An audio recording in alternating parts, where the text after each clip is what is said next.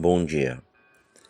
Que a graça e a paz do Senhor Jesus Cristo seja em sua vida, no seu lar, em seus negócios. Quero agradecer a Deus por permitir entregarmos nossas primícias a Ele e juntos desfrutarmos de mais um dia dessa palavra que se encontra na primeira carta a Timóteo, capítulo 4, versículos 1 a 4, 9, 15 e 16, que dizem: O Espírito, porém, expressamente diz que nos últimos dias, ou nos últimos tempos, alguns apostatarão da fé, dando ouvidos a espíritos enganadores e a doutrinas de demônios, pela hipocrisia de homens que falam mentiras e têm cauterizada a própria consciência, que proíbem o casamento e ordenam a abstinência de alimentos que Deus criou para os fiéis e para os que conhecem a verdade, a fim de usarem deles com ações de graças, porque tudo o que Deus criou é bom, e não há nada que rejeitar, sendo recebido com ações de graças, porque é santificada pela palavra de Deus e pela oração. Fiel é esta palavra e digna de toda aceitação. Medita nessas coisas, ocupa-te nelas, para que o teu progresso seja manifesto a todos. Tem cuidado de ti mesmo e da doutrina. Persevera nessas coisas, porque, fazendo isso, te salvarás tanto a ti mesmo como aos que te ouvem. Os ruídos e barulhos externos e internos podem nos afastar da verdade do Evangelho e da vida que Cristo nos deu. Deus sabe falar. Ele deu para os seres humanos a capacidade de compreender o que ele diz. Não precisamos de cursos complicados de teologia para entender a Bíblia, mas sim do Espírito Santo e de nossa renúncia para deixá-lo nos ensinar a palavra e revelar a vontade do Senhor. Qualquer estudo dos processos de comunicação trata da realidade de ruídos que atrapalham a transmissão das mensagens. Embora haja várias maneiras de classificar os ruídos, um dos modelos mais comuns em textos sobre a comunicação verbal identifica 4 tipos: físico, barulhos no ambiente; fisiológico, dificuldade em falar por parte de quem comunica, ou dores ou outras condições do ouvinte que atrapalham a audição e a compreensão; psicológico, falta de atenção, distração mental do ouvinte; semântico, uso de termos desconhecidos ou mal entendidos. Algumas dessas barreiras vêm de fatores externos e outras são problemas internos. Em termos práticos, é difícil conversar com alguém perto de uma máquina barulhenta, como também pode ser impossível concentrar-se na mensagem comunicada quando sofremos com uma forte dor de cabeça. E quando não temos interesse no assunto, qualquer distração pode tirar a nossa atenção, pois nos desligamos daquela conversa ou daquela informação que estamos recebendo. Encontramos na Bíblia ilustrações dos mesmos tipos de barreiras, ruídos que vêm de fora e outros que vêm do próprio ouvinte. Às vezes, o impedimento vem da interferência proposta de pessoas que não buscam a verdade. Quando a multidão agarrou Paulo em Jerusalém e clamou falsas acusações contra ele, o barulho do tumulto impediu a comunicação com o comandante da cidade, como descrito no livro de Atos dos Apóstolos, capítulo 21, versículo 34, que diz: Na multidão, uns gritaram de um modo, outros de outro, não podendo ele, porém, saber a verdade por causa do tumulto, planejado que Paulo fosse recolhido à fortaleza. Pessoas que distorcem a mensagem enquanto concluída, falam por Deus, dificultando o entendimento dos ouvintes.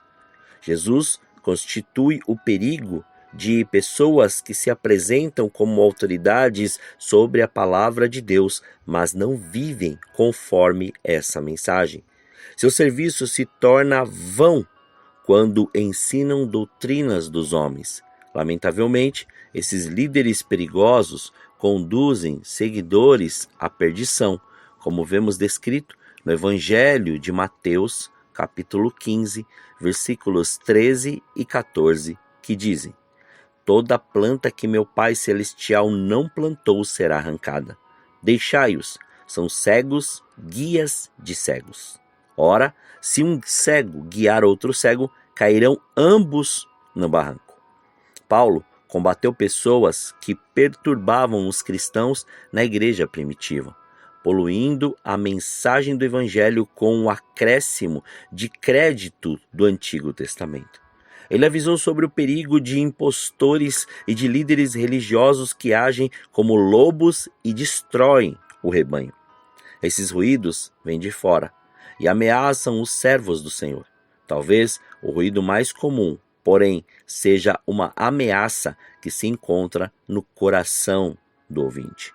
O ensino de Jesus está cheio de avisos sobre as atitudes que impedem a acessibilidade da verdade.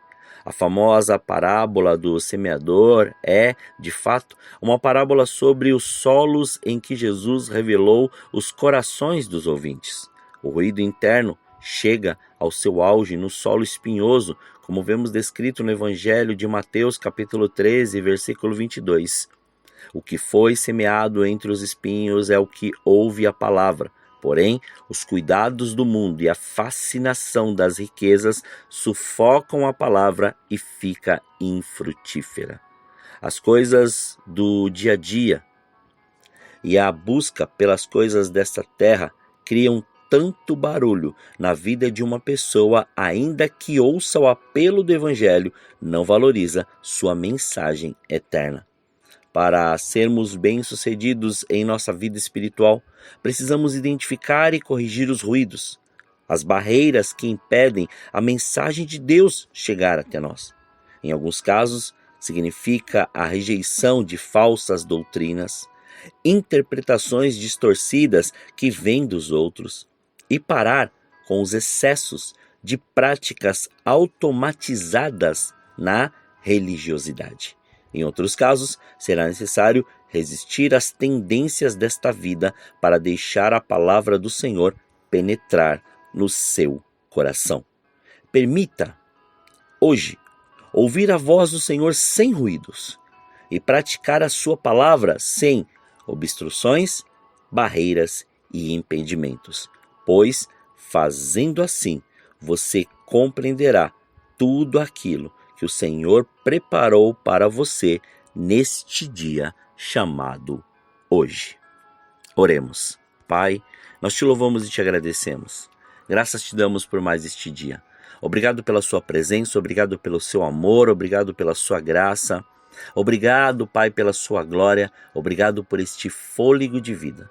Obrigado por mais este dia, o Senhor nos despertar. O Senhor falar conosco.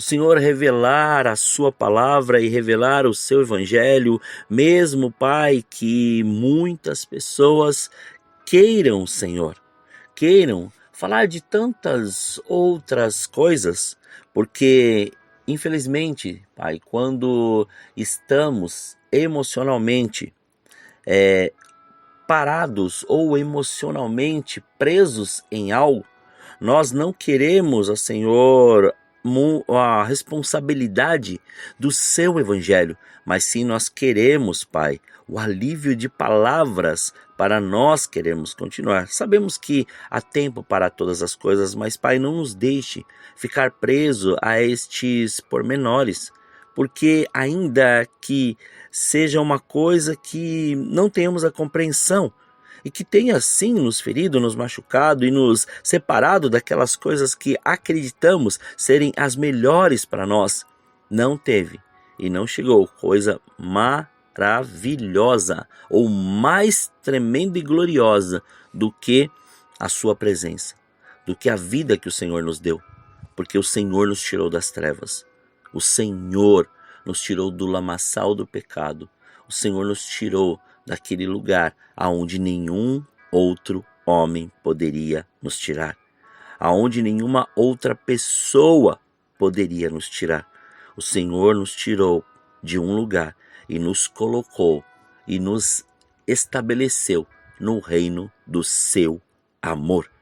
Então, Pai, que mais este dia o Senhor retire todas estas barreiras, todos estes ruídos que não nos deixam ter esta compreensão. Livra-nos destas falsas doutrinas, ou até mesmo dessas interpretações distorcidas, destes excessos, Pai.